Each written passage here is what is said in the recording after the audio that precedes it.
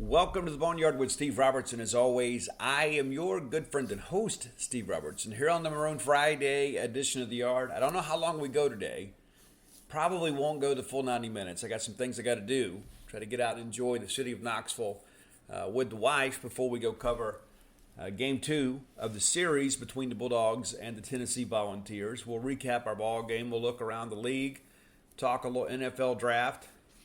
We won't do a top 10 list today. So we'll be back with that on Monday. Just don't have time to get all that together. Kind of a late night, right? Went to the ball game, wanted to get out and enjoy the company of my beautiful wife, and so we did that and slept in this morning. Got up and wrote an article about Hunter Hines. He had a big fly last night.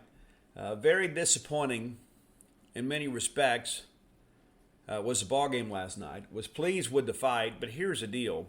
There are no moral victories when it comes to Mississippi State baseball. At the end of the day, we lost, period. And we can ill afford to lose those. Now, we all felt like, you know what, coming up here, you got to get a game, and hopefully two. We missed an opportunity to get one last night. And so here we are. Game 2, Friday, 6:30 Central. You should be able to watch the game. But the reality of it is that we're running out of opportunities. And this is something I think that we all felt from last weekend. When we dropped that series to Auburn, it really puts you in a bad spot considering who you have to play the remaining 4 weekends of the season. So we dropped the ball game last night. We'll try to find a way to get even today. Really felt like last night was a good opportunity for us to win the ball game with Cade Smith on the hill. And they were throwing Lindsey, a guy that was 0-2. You know, he's still 0-2 as he was saddled with a no decision last night. But the reality of it is we let one get away. Now, we had opportunities, obviously, early in that ball game to break through, and we did. And the next thing you know, you look up, we're trailing 7-1. So I give the Bulldogs some credit for fighting back, and I think Tennessee's mouth had a lot to do with that. We'll get to that a little bit later in the show.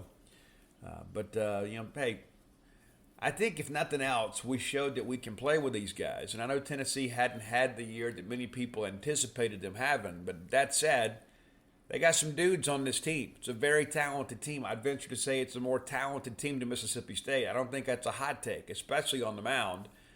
They got some real guys that can bring it. And we saw some of those guys last night, and State had some pretty good swings against them. So maybe that means something moving forward. Maybe we earned some confidence last night. Maybe shook them up a little bit, but also, too, gave our kids some confidence. So we'll see how things go.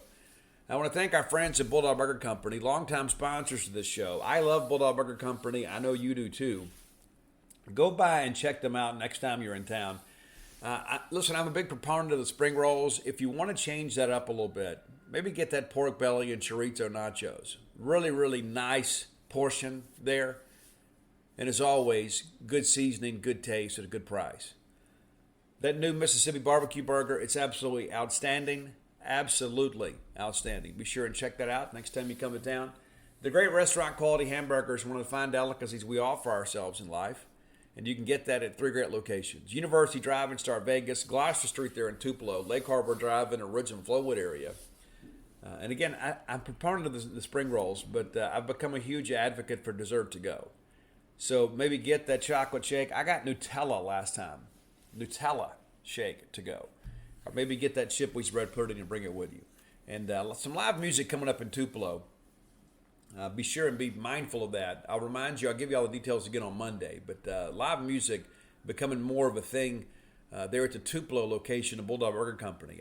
I'm a proponent of live music too. Anytime you get a chance to go watch somebody perform, it's a pretty cool thing. You can sing along too. I've been known to do that. Bulldog Burger Company, the place where people go to meet. M-E-A-T. All right, let's break down this ball game. It really felt like in the beginning of the game that we were prepared to play. That's how it felt. And I told some people early on, I said, hey, if we get the same Cade Smith we got last week in game 1, we're going to win this ball game. Well, unfortunately, we didn't. And that's not to be critical of Cade. It's just kind of the reality of the situation. Cade didn't have his best stuff. And there was a part of me, I thought, you know what, hey, we may lose the whole series right here because of the fact that if you have to pull Cade early, if he can't eat up some innings for you, well, then everybody else has to move up, and that limits their availability for the rest of the weekend. And so give Cade some credit. for kind of battling through there even when he didn't have his best stuff and eating up some innings for us. All right, let's take a quick look back here. All right, so State leading off here. Dave Mershon is doing what many people hoped and expected he would do, because he's taking over at shortstop and doing a great job at the plate, working as your leadoff hitter. He gets a single back up the middle on a 2-1 count, and then still second. So you think, hey, we're already in a scoring situation with 2, 3, and 4 coming up. Surely we'll get a run here. Well, Ledbetter then walks a lengthy at bat there, but he walks. Now just runs at first and second. Hunter Hines walks after a lengthy bat. So bases are loaded here with nobody out here in the first. And you think, okay, we got to get something here. We got to get something. You can't go on the road against a team the caliber of Tennessee and load the bases in the first inning and come up with snake eyes. Well, fortunately, we don't. But we didn't get the inning we should have. Because here's the reality of it. 4 more guys came to the plate, and nobody got a base hit. DJ hits a ground ball to short, and it's wet out there. He just kind of loses the handle on it, so the run scores, and everybody's safe. So it's 1-0, and now you've got Clark, Alford, and Hancock coming up. You think, hey, give me a routine sack, fly somewhere, ground ball to the right side, even a double play gets a run home. You got to get a crooked number. Well, we don't. Kellum strikes out swinging, Alford strikes out swinging, and then Hancock pops up to the shortstop on a 2-0 count. Luke had a big clutch hit later, but we certainly could have used one there. But nevertheless, we're up 1-0 after our first at bat, and we feel like, okay, all right, we're good. Cade to go out there and get us some good outs here. Took us a while to get going. It did. Took Cade a little bit of a while to get going. I'm a huge Cade Smith fan. And I know nobody feels worse about this than he does. But Ahuna singles to right center, then goes to second on a wild pitch. Inslee singles to the left side, and then Dickey singles back up the middle. One thing that I'll tell you that's a little bit different about this turf than Vandy turf, the ball moves pretty quick on that Astro Play turf. I thought because it was wet last night, it moved even quicker. And I thought that surprised us a little bit because there were a couple of those balls you feel like maybe we could have gotten to. But due to number one, the bat speed, but also, two, the way the field was playing, those balls trickle on through into the outfield. Then it's another wild pitch.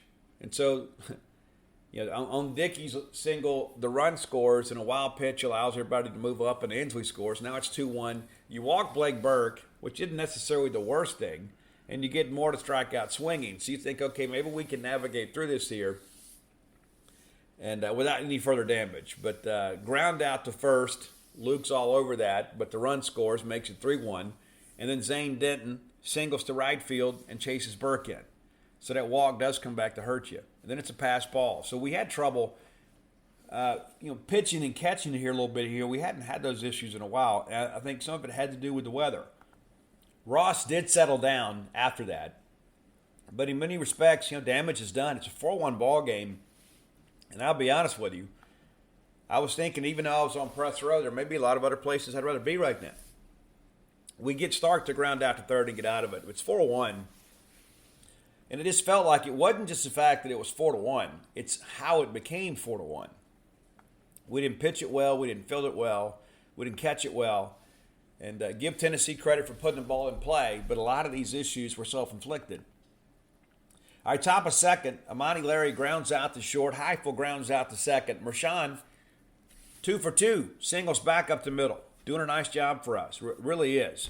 Dave Mershon's going to be a star at Mississippi State. Ledbetter then flies out to center field. So we get the 2-out base hit, but can't do anything with it. All right, bottom of second, we immediately come out there and walk the leadoff hitter, Scott. And that's a 9-hole hitter. It's like the cardinal sin. You cannot walk the 9-hole hitter to open an inning. Allows the opportunity for the top of the order to hit with the pitcher in the stretch. But we get Ahuna to fly out. Scott then goes to second on a wild pitch. Inslee grounds out to the pitcher. Scott takes third, and then we get Dickey to line out to short. Nice play by Mershon right there. So we do give up the walk to open the inning, but are able to navigate through that without any more runs scored. And Cade really calmed down from here. Thought he really settled in. And you look back and think, man, wish we had that first inning back. If we'd had the Cade Smith we had here in these next couple innings, might be a different ball game. All right, top of third, Hines strikes out looking. Jordan then doubles to left center. That ball was absolutely hammered 114 miles per hour off the bat.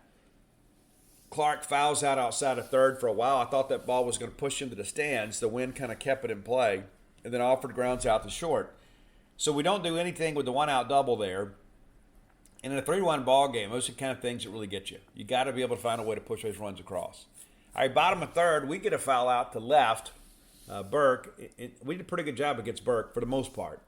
Then we walk more. Dreiling flies out to left. Denton singles to the right side.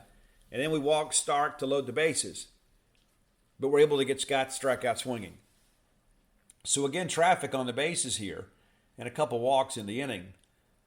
I did think we got squeezed a little bit. Both teams, really. I thought the zone was a little bit of a moving target for both teams much of the night.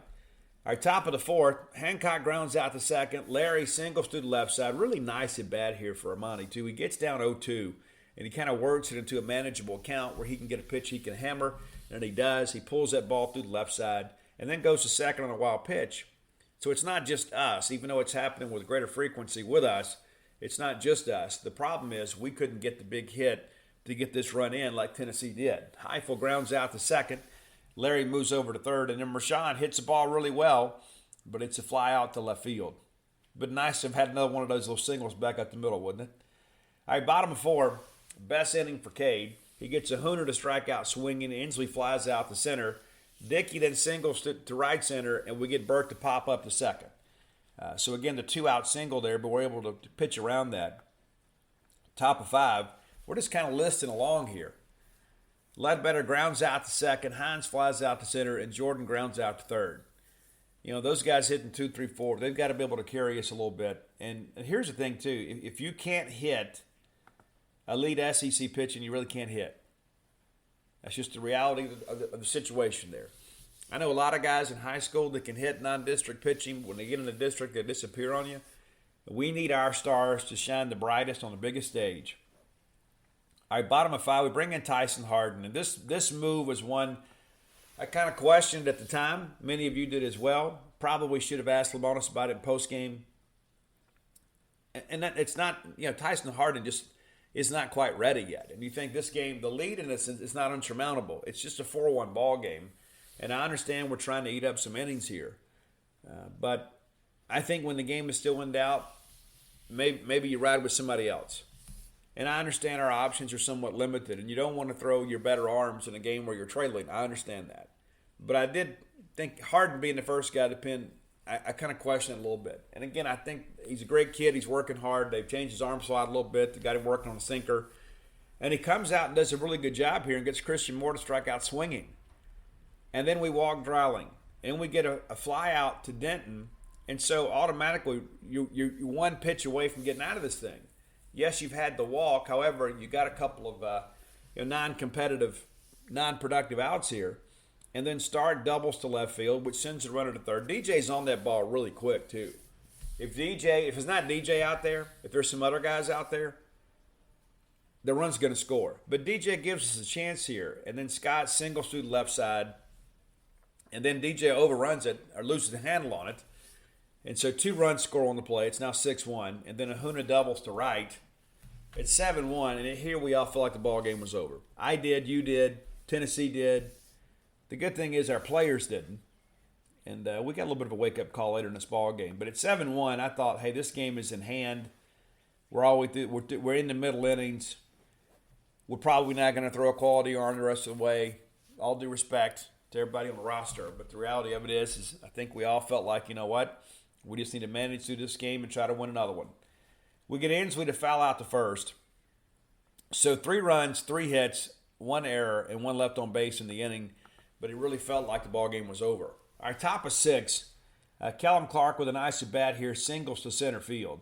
And then still second. And then Slade Alford hammers the ball to left field. And initially they played as if it was off the wall. It was off the metal out there beyond the left field fence. So it's a 2-run shot for Slate.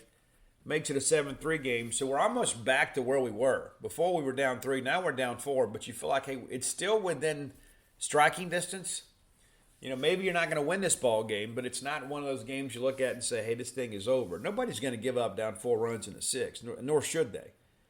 Hancock then singles to center field. Larry reaches on a fielder's choice as they force Hancock at second. And then Larry's still second. Heifel grounds out to third. They bring in Connell, who is a big, robust guy that's really known for the changeup. He gets Mershon to strike out swinging. The first time, really, of the ball game, Mershon hadn't put solid contact. And it was still a lengthy at-bat. So 4 quality at-bats at this point, I think, for David Mershon. Even though you had the big fly out, he turned that ball around. All right, 7-3 ball game, State still winning. We bring in Tyler Davis here. Now, I've been down on Tyler Davis much of the year because he was a guy we expected to even challenge for a weekend starting position.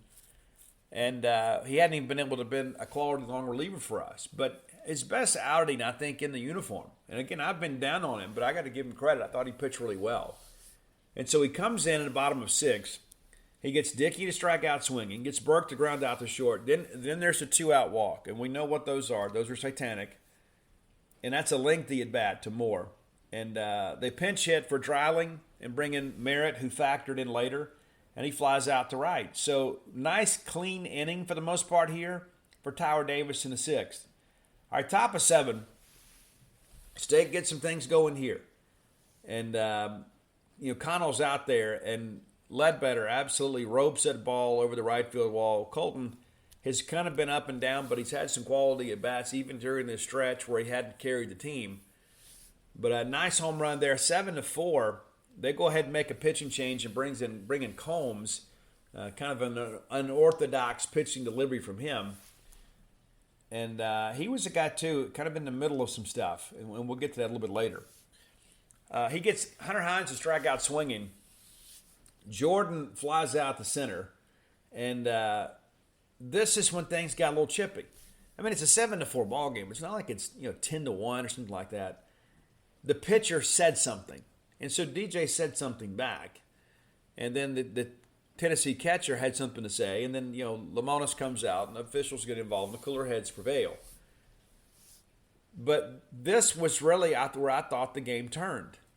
I really do. We've hit the home run. We're within striking distance, but I thought they really pissed us off here. I think Tennessee kind of reverted back to being Tennessee. And maybe for a brief moment there, Mississippi State became Mississippi State again. And then pitch inside to Clark nearly hits him. The second one does. And I'm sure that was all accident and weather. I'm sure it was. I'm sure it's what everybody said. I just found it a little bit interesting that right after we have words, the next guy gets plunked. Especially when you're the guy running your mouth. Right? Well, then Slade Alford works a nice at-bat here. We get down 0-1. We work the count full. We foul the ball back, and then we get a ball down, which moves Clark to second. And then Hancock doubles to right center. Absolutely hammered this baseball. And maybe you missed it. The center fielder from Tennessee tried to threw his hands up as if to say the ball was under the fence or something. That's a Bush League play. Nobody fell for it. Both runs score. Because if it had been ruled a ground rule double, the ball would have been obstructed by the fence there, then Alford would have had to stop at third. Instead, nobody falls for that, and now it's 7-6. So now all of a sudden the Tide runs on base with 2 outs here. They bring in Chase Burns in place of Combs, and then he gets Amani Larry to strike out swinging. I thought Amani was just a little bit behind everything here. And Chase Burns is a dude. Don't get me wrong. That guy can really pitch. He's a guy that's hit 100 before. Big velocity arm. But now we're back in the ballgame. We're thinking, hey, we're one swing away, and we're going to get the top of the order up before the game's back over. And then Tyler Davis goes out there and probably gets you the best inning of his Bulldog career so far. You get Denton to foul out to third, Stark strikes out swinging, and then Scott flies out center field. So pretty efficient inning other than the elongated at bat with Stark. And all of a sudden, it's like Tyler Davis has given us a hold. Tyler Davis has come in and kept the game in place. And he did. Great job there. All right, top of 8, we pinch hit Bryce Chance for Highfield.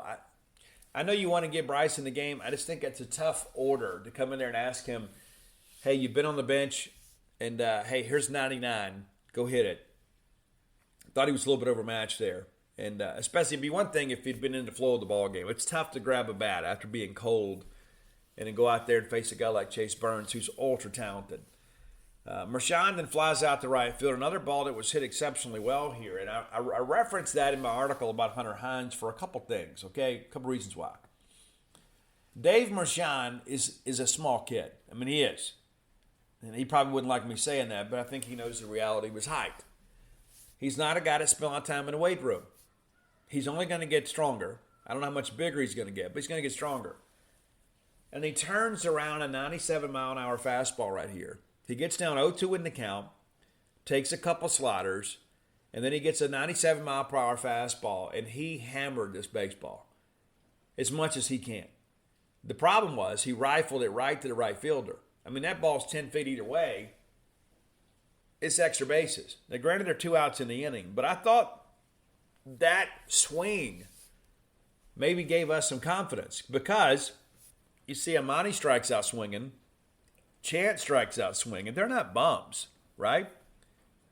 Amani's played a lot of baseball. And so maybe you start thinking, hey, we're not going to be able to touch this guy. And then Mershon goes up there and just barrels one up. He doesn't have anything to show for it, but that's kind of part of the game of baseball. And I think it sends a message to our dugout that, hey, we can hit this dude. We can hit this guy. We didn't get a lot of hits on him, but we did. Ledbetter then fouls out to third to end the inning. But I really felt like, hey, going to the ninth with who we have coming up, if they bring Burns back out there, maybe we got a shot, turn one around. All right, so we make some changes here. Downs goes to first. Hancock moves to catcher. And Tyler Davis hanging in here. Strikeout looking of Ahuna. Gets Inslee to fly out. So now all of a sudden it's 2 outs. I mean, my goodness. You start looking at this stretch here that Tyler Davis has put together. You start thinking, where's this guy been? Dickey then singles to the left side, and then Burke walks. And we made the right move here. Chris Simonis and Scott Fox all have been criticized, and you may agree with me that the call to Tyson Harding was probably a little bit questionable. This was absolutely the right decision. You bring in Casey Hunt, and he gets more to strike out swinging. Pretty efficient, too. Casey kind of did whatever he wanted to do. You had to hold the game in place there. You had to give yourself a chance in the ninth and not allow any more runs. So all of a sudden you look up here, and State's strung together some zeros here on the scoreboard and giving themselves a chance. Hines comes up, takes a slider down in the way, Everything down is low. And then he challenged him with a fastball, and Hunter was ready and crushed that baseball. And we all knew off the bat that ball was gone. I tweeted it out, too. I said, it's about to get sexy here in the ninth. It's good on good, right? I mean, that's the way that I always look at baseball. It's like, if coming up in the ninth inning, I want my best arms on the mound, and I want my best hitters at the plate. So we have arguably their most talented pitcher, at least from a physical skill standpoint, throwing against 3 guys that are strong enough and have a good enough bat speed to turn that ball around. They're not going to be intimidated. They're going to be ready to go. And what does Hunter do? He hits that home run, and they were shocked. I mean, the few 100 people that were there were shocked. Handful of Bulldogs there were pretty pleased. And now I'm thinking, hey, we might be able to get another home run this inning.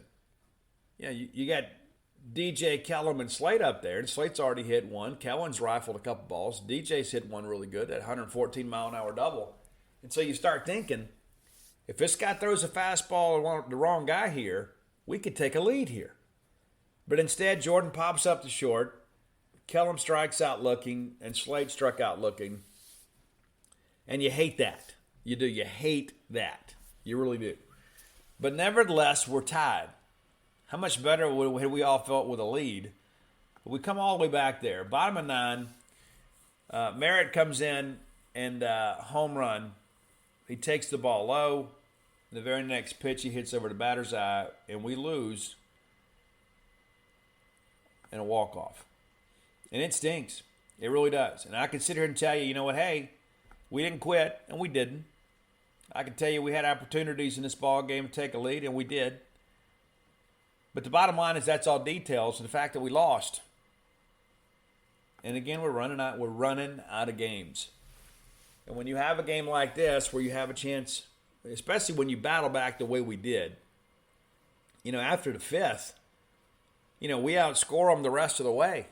The problem is we dug ourselves too big a hole. And really, again, you go back to that first inning, we were chasing the game all night, and then we finally break through and catch up, and you feel like, hey, maybe this is it. Turns out that it wasn't. All right, let's look at the numbers here before we get ready to move on here. Look at our box score. Casey Hunt saddled with the loss. Now 1-2 on the year. Chase Burns, despite the fact that he blew the save, is credited with the win. It's funny how baseball works sometimes, but that's how it is. All right. Dave Marchand, 2 for 5 in the ball game. And again, I thought he had a quality of bat, just about every plate appearance there. Colton Ledbetter, 1 for 4 in the ball game with a walk, but also the big solo home run there to get us going in the 7th. Hunter Hines, 1 for 4 with the solo home run there in the 9th. Dakota Jordan, 1 for 5, the big double. We didn't do anything with that, but that's what we got going there. Kellum Clark, 1 for 4 in the ball game, and he was plonked. Slade Alford, 1 for 4 with a 2-run home run and also walked. Nate Chester came in the game late, did not have a plate appearance. Luke Hancock, 2 for 4 in the ball game with a couple of RBIs. Big clutch hit there. Left 3 on base, though. Monty Larry, 1 for 4. Ross Highfield, 0 for 3. Bryce Chance, 0 for 1. Look at your pitching numbers here. Cade, not the Cade Smith we've seen for the last month. Not. That's just kind of how it is. At some point, everybody has one. But that first inning trouble really kind of plagued us. I mean, 4 wild pitches, 3 of those in the first inning. 4 walks. That's not really Cade's game. Maybe it was the weather. Maybe it's just Tennessee. I don't know. But not a great start for Cade. 4 innings pitched, 6 hits, 4 runs, 4 walks, 3 Ks, and 4 wild pitches. Threw 87 pitches in just 4 innings. Tyson Harden comes in, gives you an inning, 3 hits, 3 runs, 2 earned runs, a walk, a strikeout, faced 7 batters, 22 pitches. But again, it's that's the thing too. Everybody says that the game was lost then. No, the game was lost, guys, in the 9th inning. That's when the game was lost. As bad as Cade's start was, and it could have been much worse, right? I'm not going to sit here and just talk about Cade went out there and stunk up the park. He didn't. He didn't have his best stuff. But he battled to stay in a ball game. But you give a 4 spot and you're chasing the game the whole ball game, it's tough. But we overcame that. Tyson Harding did not have a good outing. Now it's 7-1. But we overcame that. See, that's the thing. And so you can go back in hindsight and say, well, if this hadn't happened and this hadn't happened, here's the deal. We get to the 9th inning, we have tied the game. Period. We've tied the game. As bad as things have gone, we didn't get great starting pitching. The first guy to bullpen didn't give us a great outing. We've overcome that. And Tyler Davis goes 2 2/3 of an inning, allowed 1 hit, 2 walks, 3 Ks, faced 11 hitters, got 4 flyouts and a ground out, and just 43 pitches. So I assume we maybe could bring him back if we need to on Saturday. And then Casey Hunt only threw 6 pitches. Casey gets a strikeout, gives up a tank. So Casey's not burned by any stretch, but the reality of it is that it's a ball game that got away from us, and we came back and had a chance to make it a game. And it's incredible what happens when you throw strikes and play clean defense, right? Incredible what happens. But again, we're running out of opportunities. Absolutely running out of opportunities. I think we all see that. We all know that. We don't need somebody to explain it to us. All right, let's remind you too that Close with Blair. CloseWithBlair.com. That's the answer to all your mortgage needs right there. Many of you maybe are in a bad mortgage. Maybe perhaps you're in a 327 arm. I don't know. Maybe you need to get some cash out. Maybe you want to consolidate some debt. Maybe you just need to buy a home. Maybe this is your first time. And the process can be intimidating. It really can be. I've bought 3 houses in my life, and I can tell you, I don't look forward to ever buying another one. I don't. It is a very laborious process. And it pays to have somebody like Blair Chandler working for you. 22 years of experience in the industry. Back to back to back. Top 1% close ratio in the country. Why would you ever entrust your mortgage to anybody else? Call Blair today at 601-500-2344. 601-500-2344. And tell Blair you heard about him on the Boneyard. He's going to pay for your appraisal. It's about a $500 value. How cool is that? A lot of people want your business. Blair's willing to prove it. And here's the thing, too. You benefit from that, too. From really, I would hate to call it a stress-free process, but when you've got a guy that's got that kind of experience, he knows. He knows how to get you to the closing table. Again, that's closewithblair.com. Next segment of the show is always brought to you by Campus Bookmart. Campus Bookmart, a Stark building and institution. I love Campus Bookmart. I spend a lot of money there. When I need Mississippi State merchandise, there's one place I go, and it's Campus Bookmart.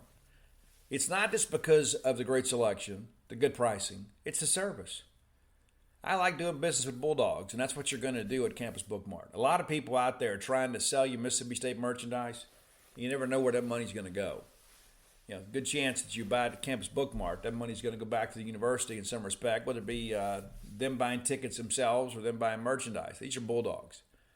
If you can't visit them in person, you can courtesy of Al Gore's internet by going to campusbookmart.net. And by being a loyal Boneyard listener, we'll give you a phrase that pays, and that is BSR, which stands for Beautiful Steve Robertson. That'll get you free shipping on all orders over $75. Any order less than 75 bones, absolutely incomplete. That's campusbookmart.net. All right, let's take a quick look around the league. Arkansas and A&M, kind of a wild game last night. A&M playing better baseball. I think we all see that. And they'll be here for the regular season finale at Duty Noble Field. But interesting ball game. Arkansas gets up 5-0 in the ball game, and you think, hey, this thing is going to go, it's going to end early. But instead, A&M scores 4 in the top of 4 to make it a 5-4 game. They tied in the 5th. It remained tied until the 8th. And then Arkansas, with a big 2-run bomb late, gets a 7-5 lead. They close it out in the 9th. But 10 hits for the Aggie offense, 9 for the Razorbacks. I think Arkansas is a little bit, we talk about heavy as they had. They're 12-7 in the league and 31-11 overall, ranked 7th in the country. I think some of that's because there's so much parity, not just in the league but in the country. But big win for Texas A&M as they continue their quest to be a top 8 national seed. I think it's going to be close. I really do. Arkansas, a great job by Dave Van Horn this year. I think we all see that. And that's really the case. As long as Dave is there, Arkansas is going to be tough. They just are. That's just kind of how life works. All right, so your Bulldogs tonight will get going at 6:30 Eastern. I guess that's 5:30 Central. I think I put that wrong in my article. Anytime that I have to leave the Central time zone, I'm just a different person. I even got to the ballpark much earlier. I get there, I'm thinking, man, why isn't the team on the field? Why aren't we warming up? Well, got an hour to go, Steve. All right, so we'll try to even the series against Tennessee tonight. Arkansas will look to take the series from Texas A&M. That's going to be on ESPNU. So if you're looking to flip back and forth, you can do that. Alabama will begin their 3-game set at LSU. Alabama has played better as of late. You guys know they swept Missouri. And I don't know if we can give them too much credit for that, but they've taken care of business. Kentucky is at Vanderbilt. Now, Kentucky now ranked 15th in the country, just kind of hanging in there. Vanderbilt looking to rebound after getting swept last weekend right up here in Knoxville. That's the number 15 team in the country against number 5. Kentucky, 3 wins away, I think, from clinching an NCAA regional at-large bid. If they could get a win or 2 this weekend, perhaps they get into the hosting discussion. But Vanderbilt, obviously a very talented team that didn't play well last weekend. So we'll see how things progress. Missouri at Florida. You like Florida's chances to sweep here, especially being at home. If they were playing in Columbia, I would pick Columbia or pick the Tigers to take a game. I'm not going to do that. I think Florida, after last weekend, will probably have some renewed sense of purpose.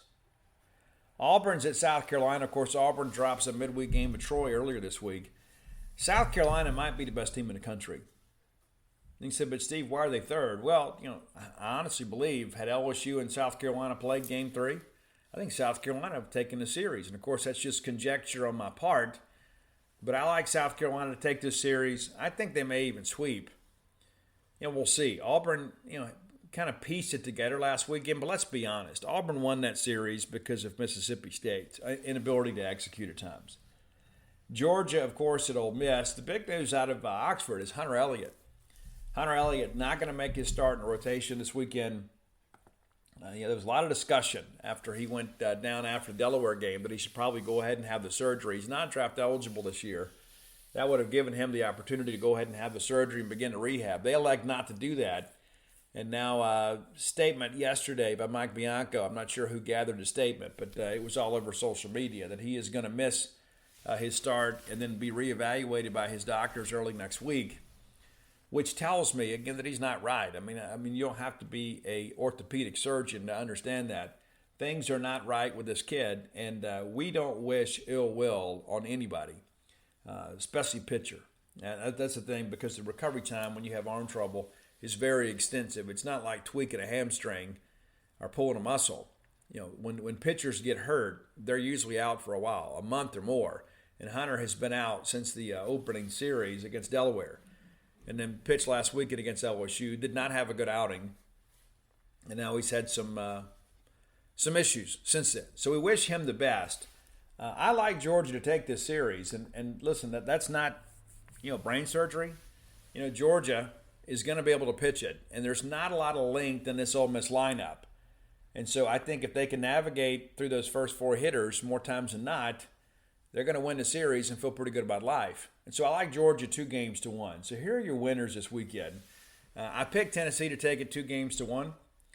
I think Arkansas, of course, wins the series at probably 2-1. LSU will take the series from Alabama, barring something totally unforeseen. Even though I do like some of the hitters in this Alabama lineup, they're old, they're veteran, they'll probably get a game. LSU Game 3 pitching has been a bit of an adventure. I think Vanderbilt at home, 2-1. Florida probably will sweep. South Carolina should take the series from Auburn and potentially sweep. And then Georgia, I like them in a road win over Ole Miss. So all the home teams I expect to take the series, with the exception of Georgia. I think this Ole Miss team is just in such disarray right now. And the fact they're kind of catching Georgia at a bad time is probably a harbinger of some bad things to come. Now, of course, the remaining series, Missouri, Alabama, and Auburn, those are winnable. There's at least toss-ups for Ole Miss, but you begin to start thinking about this. You're already 3-15. You lose this series, you're guaranteed to have a losing record. If you get swept this weekend, it is absolutely over for Ole Miss. There's no way Ole Miss gets in at 12-18. I just don't see it. I don't see a path to the regional. But back to our stuff. We've got to find a way to get a game. We have to get a game. We need to get 2 games, but the chances that it happen, I think, are pretty slim. But again, it should be a wild weekend of SEC baseball. But at the end of the day, I think you're going to see most of the home teams kind of hold serve here, and then we'll kind of move forward and kind of advance from there. The Bulldogs got to figure some things out. We absolutely do have to figure some things out. And again, you can draw some confidence, I guess, in the fact that we swung it as well as we did against the Tennessee staff. It's been very talented, and in fact, their relief pitching has been better than their starting pitching. Now tonight, they're going to throw Chase Dollander, who was outstanding last year, and he's been fairly mediocre this year. Dollander is 5-4 on the year with a 3.81 ERA. He leads the staff with 54 1/3 innings pitched. Opponents are hitting just 221 against him, but he's had 5 hit by pitches. The strikeout numbers are still ridiculous, 80-19. So we're talking 4-1 there. But the reality of it is, this is a guy that's going to be around the plate. You got to be disciplined here and be able to pick up spin, not chase balls out of the zone. This is where I think Dakota Jordan could really factor in here too. DJ's a guy that if he can lay off the slider with Dollander, you got a chance maybe to do a little damage here. And the fact that we kind of got in the bullpen a little bit last night and made them use some arms that perhaps maybe they didn't want to, right? Aaron Combs comes in for them, and he's got 16 appearances on the year, and he's 3-0 with a 2.30 ERA, and State knocked him around the yard last night. Kirby Connell's a guy that's got 24 appearances. He's a guy that's probably only good for a couple of hitters a ball game. But you got to him too, and Ledbetter took him over the fence. And so I think maybe State served notice a little bit to this Tennessee bullpen that we're not going to go quietly into the Knoxville night. And so we've got to find a way to get to Dollander earlier and get into that pin. But I think we can do some damage against Dollander. What concerns me is, what do we do against their offense? Now, I talked to Chris Amanis last night post-game, only media person here on the Mississippi State side. Landon Gardman did make the trip. He is available. And I do get the sense that if he feels good today, that he will get the start. And you know how competitive he is. You know he wants the ball. We didn't use Colby Holcomb last night. So in the event that maybe Gardman can go, or perhaps maybe the first time through the order, if Gardman's not feeling right, we can turn it over to Holcomb, who has been really good as of late. So that's kind of where we stand with that. So you've got some options, and I think things really set up well for the Bulldogs if we can get a quality start today. You know, my concern with Gardman is the same it's been all year. You know, the fastball is just not dynamic enough to get through the order the second time, because what happens is people just start sitting soft. They start sitting soft, and this is a Tennessee team that is a launch angle type team, and if they're sitting soft, they're going to have a chance to hit some home runs. And Gardman, of course, is a guy that's given up some long balls this year, so it may not be the best matchup. That said, this Tennessee team is pretty free swinging. So if Gardman is on his game, I think he has a chance to do some things that are interesting. Now, what worries me a little bit about Holcomb is there are times when Holcomb doesn't get a call, and he ends up kind of overthrowing the ball and throwing basically center cut fastball, just trying to throw it by somebody. And SEC hitters are just going to be prepared for that, especially this group of Tennessee. Maybe LSU, right? You saw it against South Carolina. We thought we had a call against Cole Messina. We didn't get it. It was an absolute joke. And then he hits a home run to basically give them separation in a ball game that I still feel like Mississippi State should have won. Lamonis ends up being ejected from the ball game. And then last weekend, we're at Auburn, 0-2 count. We throw strike three. Trackman confirms it in postgame. We don't get a call. And then what do? We kind of challenge with a fastball, and McMurray hits a home run. Ended up being a difference. It really did. Yeah. And that's what I think Holcomb's got to do, is we got to stay within ourselves here and not get frustrated and aggravated with the home plate umpire. We got to execute the game plan and kind of stay on what we're doing. And then you start thinking about tomorrow with Durangelo. But, I think we're okay.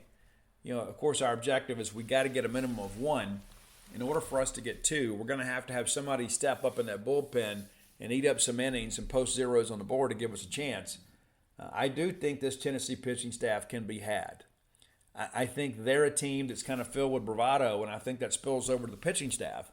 I think they want to be able to throw the fastball by you, and State has, in my estimation, some elite fastball hitters. And when you start navigating through Ledbetter, Hines, Jordan, Kellum Clark, Slade Alford, that group there together, there's just some guys that can turn a fastball around. Those guys look like SEC baseball players, right? I mean, sometimes you have a guy from your high school and you think, we hit 500, and they just don't have the physical ability to go up there and turn around a 95-mile-per-hour fastball. We have some guys that do. And all of a sudden, if Tennessee starts getting reliant on the fastball, I think that we're a team that can make them pay for that. But the reality of it is we got to play clean. And it all boils down to pitching. I think offensively we are a good matchup for Tennessee. I think we can compete against their pitchers. The problem is we just can't get too big of a hole and dig ourselves into some adversity and not be able to bounce back. And last night we did, but we still weren't able to close out the deal. Aaron Nixon, of course, is still available. Speaking of closers, saw him walking around yesterday. Bradley Lofton, I don't expect him to pitch this weekend. I don't know the full expanses of what's going on with him, but he has had some arm trouble here as of late. But, we got to figure it out. You got to piece this thing together. And, again, I think Tyler Davis, if you end up finding a way to win this series, it's going to be because of the strength of a strong bullpen performance, right? And I think when you go back and look at what Tyler Davis did yesterday, a guy that hadn't pitched much on the weekends here as of late, but goes out there and eats up some innings and holds the game in place and gives you a chance, it also saves some arms for later in the weekend. So we'll kind of see how things progress with every bit of that, but I'm looking forward to getting back to the ballpark. We'll finish up here with the show. We'll head and go get something to eat, and then we'll go out there and hopefully see Mississippi State win a ball game. Now, many of you are worried about the weather. Now, we'll tell you the rain has been a little bit heavier today, but, the surface there is all turf, right? And so as long as there's not lightning or torrential downpour, we're going to play. And it does appear that the rain today will be leaving the area around game time. Now, I say that there is a chance of rain during the game, but it's not, not significant.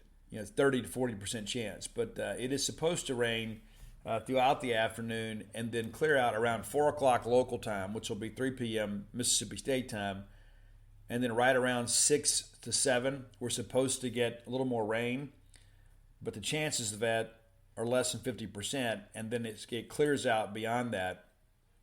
So we should be able to, to get the game in. That's one thing too. Like again, I tell you the 10-day forecast app is the worst. Yesterday, everybody's telling me, it's going to be a frog choker tomorrow.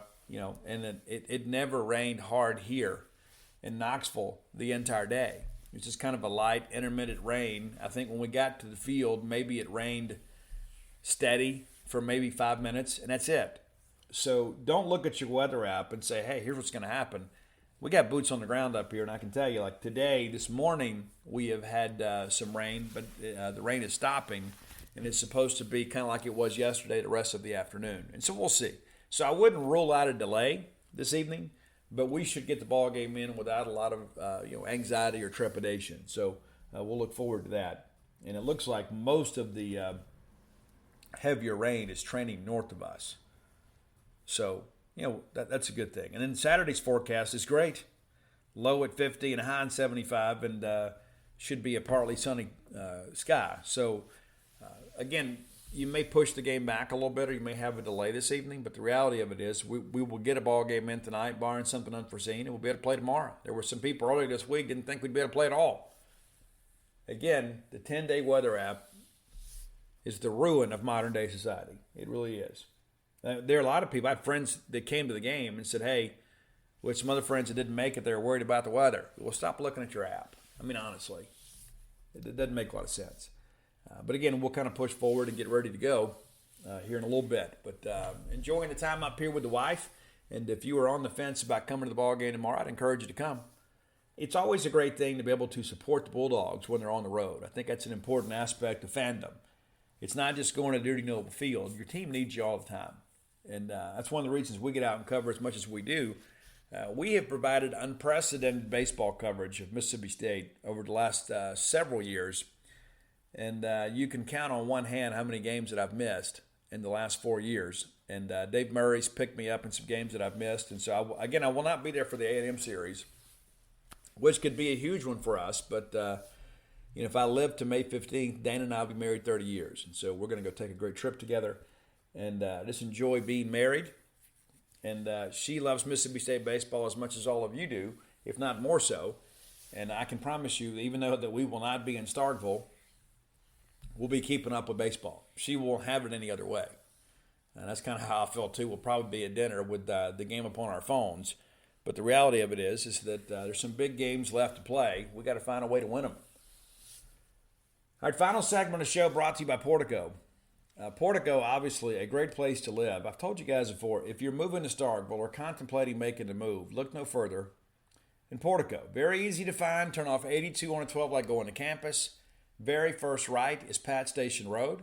You go through the four-way stop and there's Portico. Right there on the right-hand side. 1.1 miles away from the Mississippi State campus.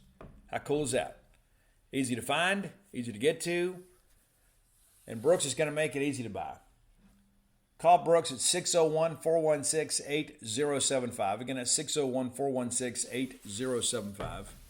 You can start with a 2-bedroom, 2-bath home, go all the way up to a 4-bedroom, 4-bath home. And really anything in between. If you need a custom build, they can accommodate you. And maybe you want to go through the whole process. Maybe you want to pick out your lot, pick out your housing plans, have some say in how things go. They can take care of that for you too. Again, Phase 1's completely sold out. Phase 2 under development. Most of those homes are sold, but there are some available. And then, of course, the lots. You can pick them out. How cool is that? Whether it be your retirement home, your permanent residence, or your future retirement home.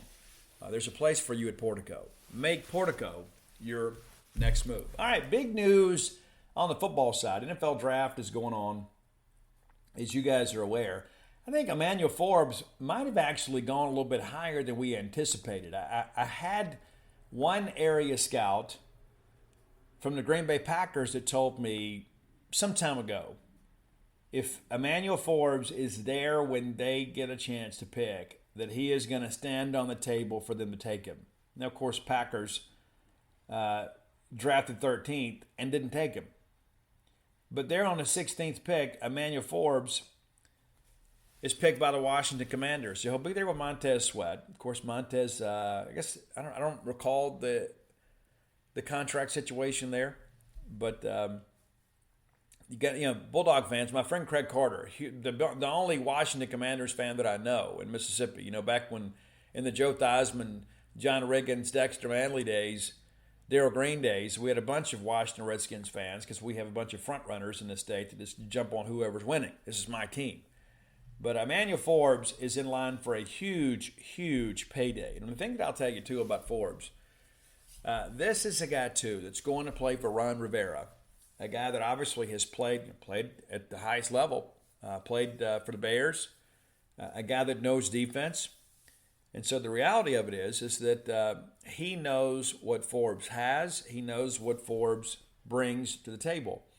And when you go back and look at all this stuff, too, real quickly here, kind of looking back here at the draft, I believe, if memory serves me correct, Forbes is second corner taken. The first is Devin Weatherspoon from Illinois, who opted out of the bowl game against us. I had to remind some people of that last night. So the number 2 corner taken in the draft is Emmanuel Forbes. And I begin to think about what State has done in recent years at corner. Cameron Dantzler ends up being a third-round pick of the Vikings. He was recently released. It seems like he signed with somebody. And Cam probably has a couple years left in the league.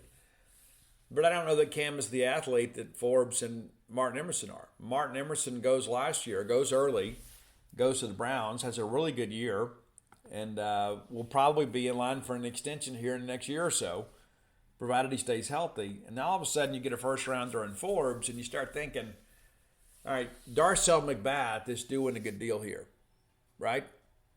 Darcel McBath getting the most out of his guys.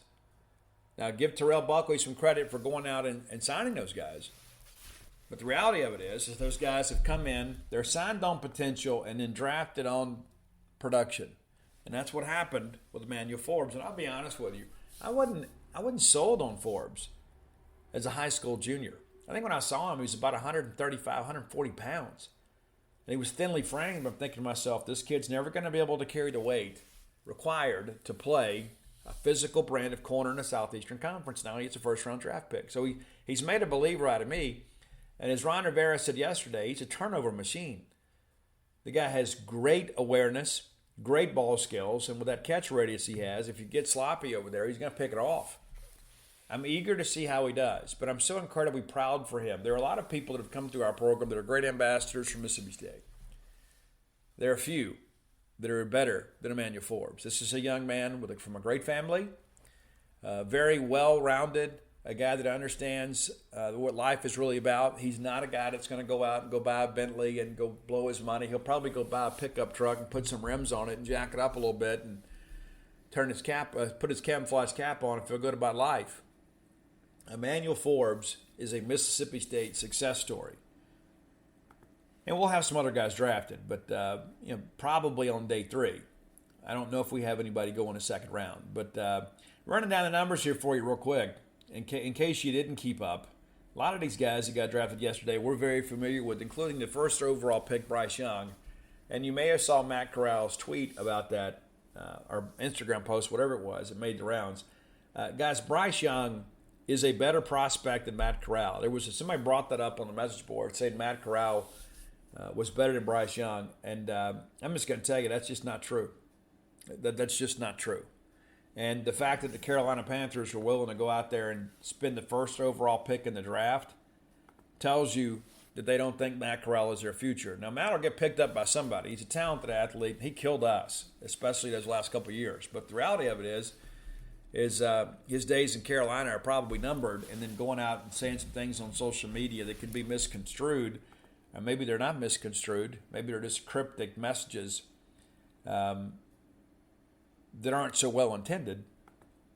Probably means they're going to move on from him. C.J. Stroud from Ohio State goes second to the Texans. The Texans move right back up to the third pick, they trade with Arizona and take Will Anderson. So Houston Texans fans probably feel like, hey, we're the early winners of this draft. Anthony Richardson from Florida goes fourth. I don't like the pick. I don't. Anthony Richardson is an elite athlete. He is. His decision-making has been questionable at times. But this is a guy that obviously he's a bit of a project. Maybe you bring in a veteran guy and you bring him along. But I think maybe the Colts are a good fit for him. I just didn't have him going fourth overall. And we talked about Weatherspoon going fifth to the Seahawks. Seattle always seems to have a good corner, don't they? Paris Johnson from Ohio State, offensive tackle, goes to the Cardinals. Tyree Wilson from Texas Tech to the Raiders. Bijan Robinson, the first running back. You rarely see a first-round pick that ends up being a running back. Doesn't happen as much as it used to. Much different game these days. But the Falcons take him early. A lot of people don't like the pick. They think you can get a quality running back later, and they're probably right. Jalen Carter from Georgia, an elite defensive lineman. 6'3", 314. I've had some people recently compare him to Jeffrey Simmons, people that I know, and said, hey, he's that kind of athlete. Maybe he is. So a good pick for Philadelphia. Of course, that Fletcher Cox restructured a deal to stay there in Philly, but it appears they've drafted what they believe is his replacement. Darnell Wright from Tennessee was drafted 10th. There was a lot of celebration, of course, there at Lindsey Nelson Stadium last night when that news made the rounds, and congratulations to all of those folks. Peter Skoronski from Northwestern, offensive tackle, goes to the Tennessee Titans. Jahmyr Gibbs, running back from Alabama, you may recall, former Georgia Tech Yellow Jacket, transfers to Alabama, finds himself into the first round. Luke Van Ness, an edge from Iowa, goes to Green Bay. Broderick Jones, offensive tackle from the University of Georgia, goes to the Pittsburgh Steelers, the most prestigious franchise of all time in the National Football League. Pittsburgh absolutely needed an edge protector. They have one. Will McDonald from Iowa State heads to the New York Jets. And, of course, Emmanuel Forbes, 16th to the Commanders. Christian Gonzalez, a corner from Oregon, comes off the board immediately following Forbes there with the 17th pick, which is always rather interesting, right? Because that's what happens. You think, there's fixing to be a run. Jack Campbell, linebacker from Iowa. And how about the Hawkeyes with 2 top 20 picks? Headed to the Detroit Lions. Kalaje Cansey, defensive lineman from Pitt, headed to Tampa Bay. Jackson Smith, I'm not going to... it's Nigerian. I'm going to mess it up. Njabe, maybe. I'm sorry. Wide receiver from Ohio State. Head to Seattle, too. Seattle has some legit wide receivers with DK Metcalf, Tyler Lockett, of course. And that's Pete Carroll, right? Shocking all offense. Quentin Johnson, wide receiver from TCU. Really impressed with what we saw with him last year in the postseason. That guy is really good. Great catch radius. Takes ownership of the football when it's thrown in his direction. 6'3", 208. All the measurables are good. Zay Flowers, wide receiver from Boston College, headed to the Baltimore Ravens. Look forward to seeing him lose a lot of games to the Pittsburgh Steelers in his career. Jordan Addison. We talk about slot receivers kind of back-to-back here. Jordan Addison headed to the Minnesota Vikings with the 23rd pick. Deontay Banks from Maryland, 24. So a handful of corners go in the first round, and you're Emmanuel Forbes, the second guy taken. Dalton Kincaid, a tight end from Utah. That seems like a bit of a reach, to be quite honest with you, to take a tight end in the first round. It's not like he's Tony Gonzalez. Mozzie Smith, defensive lineman from Michigan, headed to Dallas. I know many of you have become kind of bandwagon Dallas fans because of Dak Prescott, but they need help defensively. They didn't have tremendous pass rush last year. They've got to get some help on the offensive line at some point in this draft and probably need some help in the secondary. Anton Harrison, offensive tackle from Oklahoma, is headed to Jacksonville. Be teammates with Logan Cook. Miles Murphy from Clemson. When's the last time you've seen Clemson have a guy go this late? See, Steve, it's the first round. Yeah, but usually Clemson has a defender taken fairly early. Brian Burris, defensive lineman from Clemson, back-to-back Tigers here going. headed to the New Orleans Saints. And we have a lot of Saints fans listen to the show. Nolan Smith, one of my favorite players in this draft from the University of Georgia, headed to Philadelphia. So look at the Philadelphia Eagles that played for a championship last year, shoring up some pass rush. And then Felix Anduke Uzama from Kansas State is your 31 pick. 6'3", 255-pounder at Kansas City, the Super Bowl champion Kansas City Chiefs.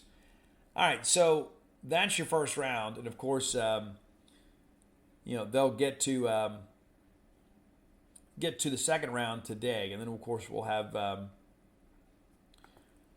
a busy day, I think, for the Bulldogs in many respects on Saturday. I think that's when Cam Young goes. There are a handful of guys. We'll have a handful of guys that will be selected. But so second, third round this evening, and then 4 through 7 tomorrow. And so I don't think you'll have anybody go today. Maybe. I don't think so, but maybe. I think we'll have a couple guys go tomorrow. I don't think it's going to be a huge draft for Mississippi State. But, we've got some things to be proud of. And I think, again, that this was not an especially talented senior class for Mississippi State. And it really wasn't. And a lot of the talent on this team is a little bit younger. But I think Cam Young is a guy that kind of fits what they want. I remember Bob Shoop telling me during his first year on campus, he said, Steve, Cameron Young is going to be the next great Mississippi State defensive line success story. A guy from small town Mississippi that has good values, that understands work, has a blue collar appeal. He's kind of a country strong kid. He will come in here and embrace coaching and be an NFL guy. And I think we're probably a day away from that becoming a reality.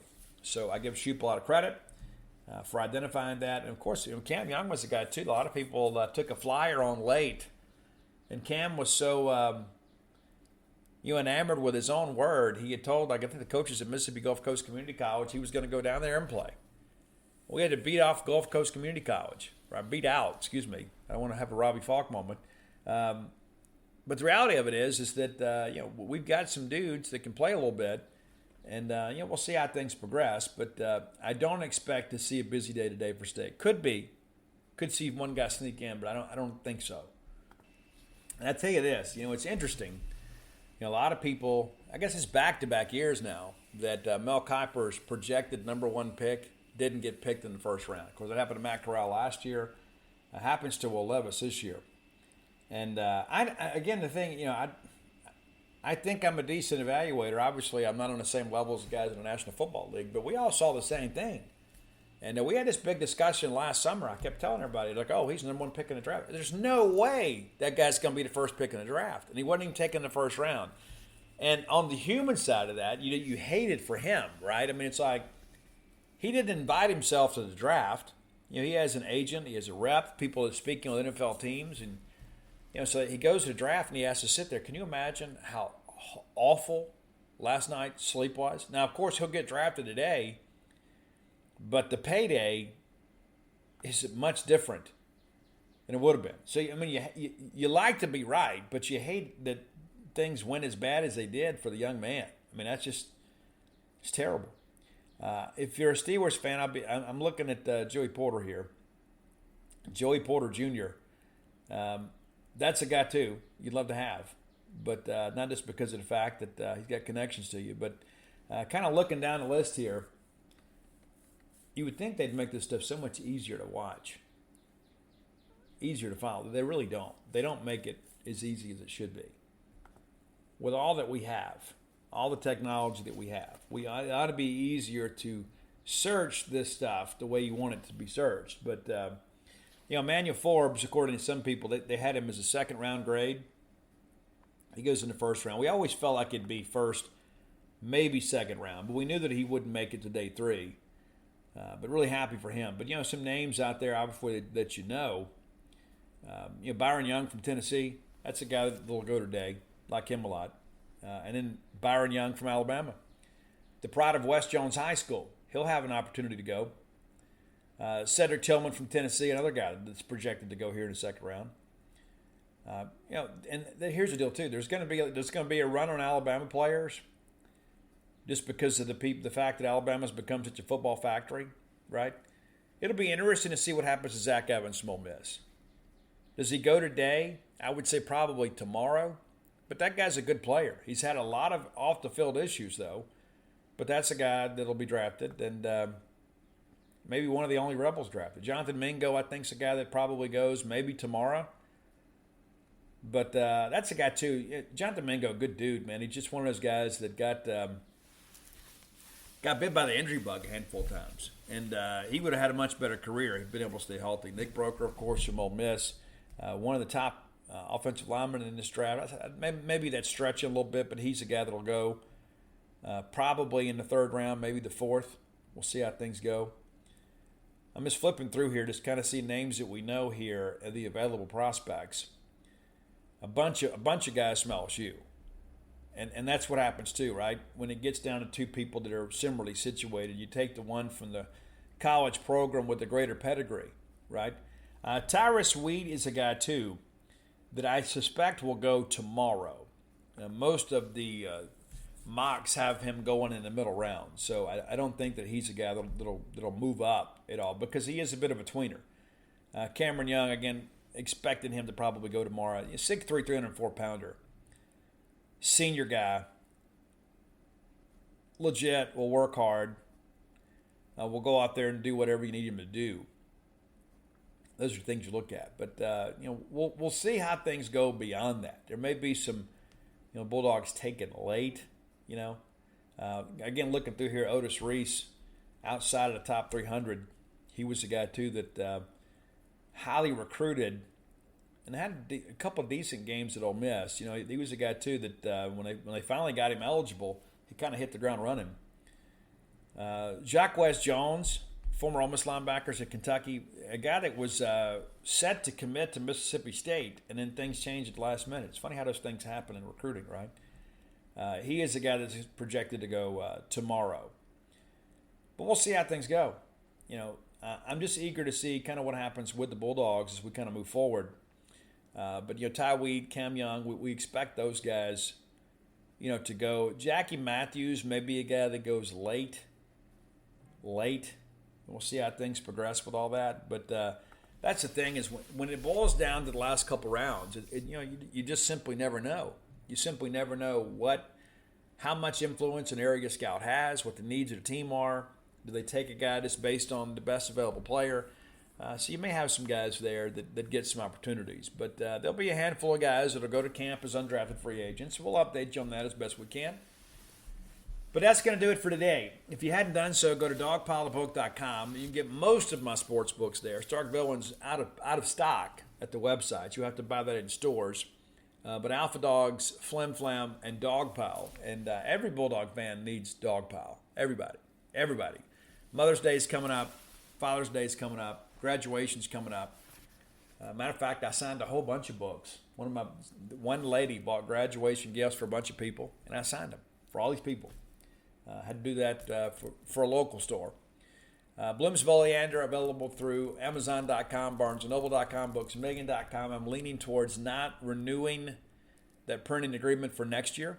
So if you want to buy that, you need to buy it sooner rather than later. That was a fun project while it lasted. Of course, I make my money back on it, but the reality of it is that these things don't last forever. Stark Villains gear available at StarkVillains.com. And if you're not a member of GenesPage.com, the Mississippi State affiliate for 247 Sports, what are you doing? What are you doing? Come be a part of our merry band of misfits over at GenesPage.com. All right, we'll be back on Monday, hopefully recapping a fun weekend for the Bulldogs. Again, I expect us to take one. I'd love to take two. I'm hoping we take two. I just don't feel like we're going to be able to string together 18 good innings of play in order to win on the road against a team talent of Tennessee. But we'll see. That's the reason we play the ball games, right? And then we'll, of course, have a draft recap on Monday and kind of bring you up to speed on kind of where we are and where things stand. But things are winding down, and high school graduations will be here soon. I know college graduations will be here in a couple weeks. And there's a lot to look forward to. And then we'll have the summer. And next thing you know, it'll be football season. But I'm eager for us to get to these next couple of weeks and win some ball games and hopefully extend this baseball season a little while, right? How much more fun is it when you've got plenty of baseball to cheer for? You remember 21, that was the thing. Played all the way up to beginning of July 1st, and then you turn around, the next thing you know, we're in fall camp. That's nice. The dog days of summer can be rough, and I don't like a lot of inactivity. I like us all to have a reason to gather. But again, that's it for today. We'll see you next time. Until next time, let's all live our lives in a way we make more friends than enemies, and people can see a difference in the way we live. With one of the best savings rates in America, banking with Capital One is the easiest decision in the history of decisions. Even easier than choosing Slash to be in your band. Next up for lead guitar. You're in. Cool. Yep, even easier than that. And with no fees or minimums on checking and savings accounts, is it even a decision? That's banking reimagined. What's in your wallet? Terms apply. See CapitalOne.com/bank for details. Capital One NA, member FDIC.